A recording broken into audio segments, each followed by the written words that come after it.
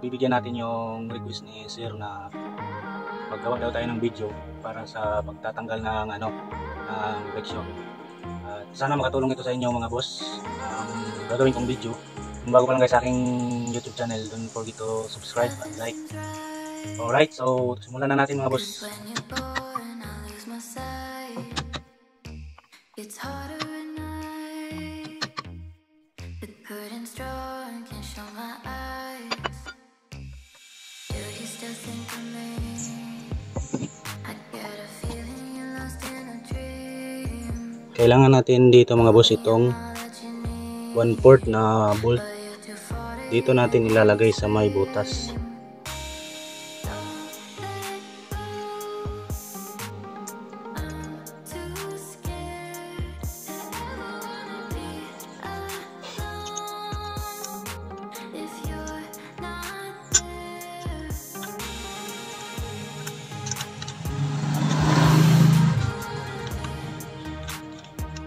Bali yung trabaho nito mga boss ay siya yung maghahatak ng ating brake drum para matanggal siya. At saka mas maganda sana mga boss kung dalawa dito. Kasi isa lang yung available natin yung bolt. So isa lang muna. So okay naman siya, sumabay naman.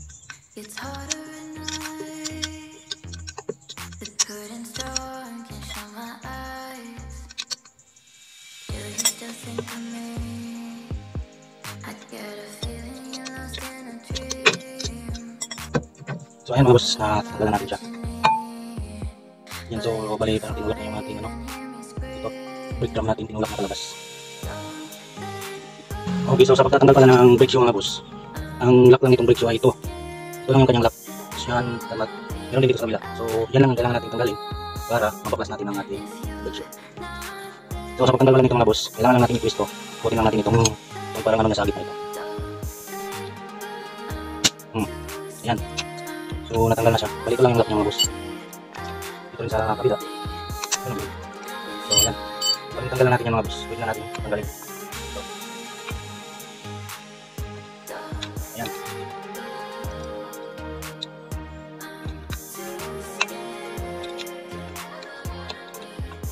So ang ano lang ito, yung kanyang spring dito na nakakapit sa ating handbrake. Kailangan natin yan tanggalin.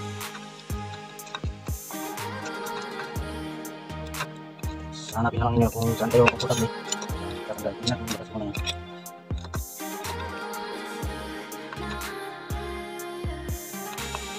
Huwag kung matapos magano kapas mo boss. Basta hanggang tandaan nyo lang yung mga pinagbabakas na. Para pabalik tayo, babalik na rin ng maayos. Lalo na rin sa mga bago pa lang. Hindi matakot magano, magbaklas mga boss, DIY. Kasi magagamitin natin yan pagdating ng panahon. Lalo na pag nasa biyahe tayo. Halimbawa nasa gitna ng kalsada. So, diba? So, kaya natin siyang gawin. Okay, so makapal pa naman itong aking brake shoe. Ibabalik ko lang siya mga boss. Ibabalik ko lang siya. So, ganito pa lang pagkabit mga boss para hindi ka mahirapan. Tandaan nyo lang mga boss na itong spring niya ay dalawa. At itong isa ay medyo mataba. At yung isa naman ay medyo payat. So, itong mataba ang dito sa taas. Para malakas siya kasi siya yung mag-press dito sa ating cylinder. Para magbalik siya. Ayan. So, pagkabit naman ito mga boss, ganyan nyo lang. Ganyan nyo lang to. Dito rin sa baba. Yan din. Dali lang ito mga boss. Huwag kayo matakot mag baklas. Yan. Tapos sa mga spring pala, itong maliit na ito, kailangan nandito siya sa pangalawa. Kakabit.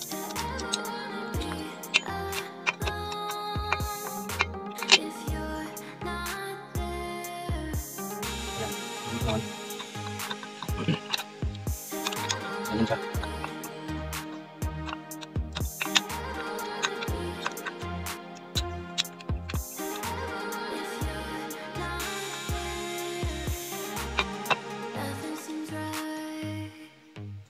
Cause when you're gone, I lose my sight. It's harder at night, but putting straw and can't show my eyes. Do you still think of me? I get a feeling you're lost. Ayan mga boss, so ang gagawin natin, ilak lang natin itong isa. Iuna natin siya pag pag-lock. Ayan, balik lang natin ito.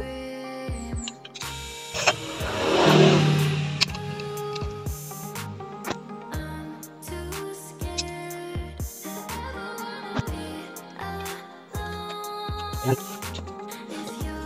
So nakalak na yung ating una.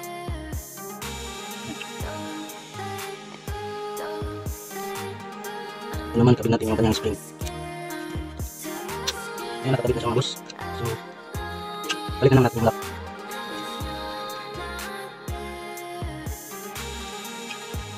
Yung kanyang lock.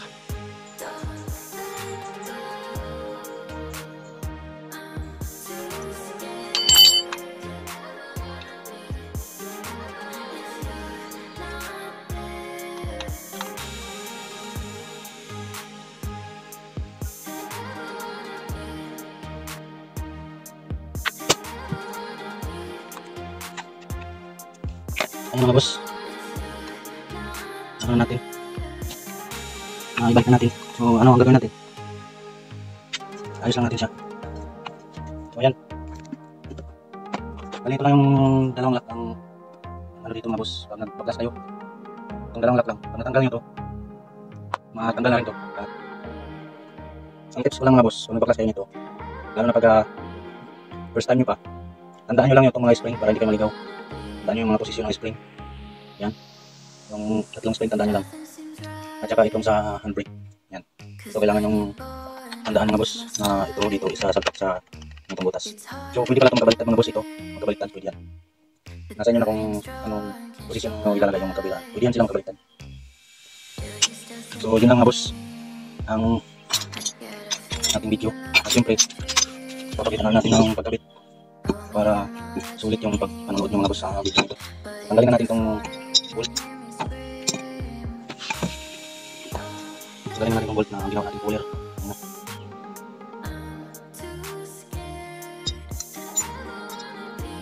So gaya nga ng sinabi ko sa inyo ng nakarang video, kailangan dito at dito ay hindi mag-baliktad kasi pwedeng dito pala kayo sa kabila, so hindi siya pwede mga boss. So ang itapat nyo dito, ito. So, parang may ano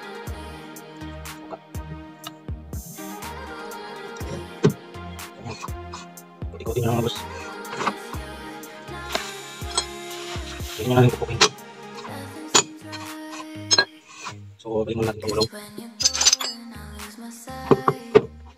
para ma-press siya doon sa partay para press. Lagyan lang natin ang dalawang bolt dapat kaya ito na yung mag-push doon sa ating bolt drum. Ito na natin mga boss.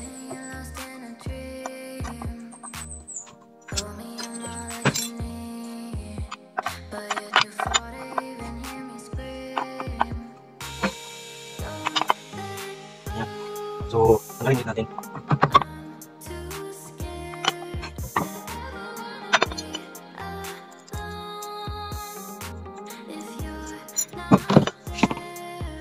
So, natin ibalik itong dalawang star screw. So, natin ibalik.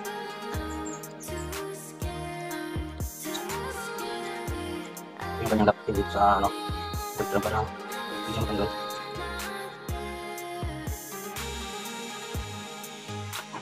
Tapos ikot-ikotin yung mga boss saan yung pakiramdaman nyo kung saan yung maganit. Ayan, kaya dito ikutin lang ganyan lang boss, tandaan lang po.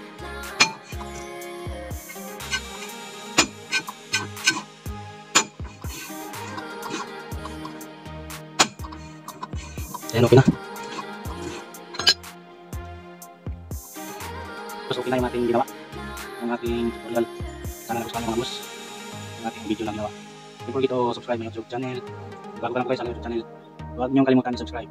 Okay, so pagkatapos natin yan yung brake niya, nakabit na natin mga boss. Halimbawa, makakita tayo kung gusto nyo mag-bleed ng fluid. Ituro ko lang sa inyo mga boss kung saan yung ating gagawin at ano na proseso ng ating gagawin. So, dahil ako nandito mag-isa, hindi ko na siya pagkakit sa inyo kung yung pag-bleed talaga, yung pagpapalabas ng fluid. Kasi ako lang dito is mahirap mag-isa dahil walang magpapump dun sa brake pedal. So, kailangan kasi dalawang tao. So dito lang mga boss. Bali, ito siya mga boss, yung ano, halimbawa may kasama ka doon nag-pump doon sa brake pedal.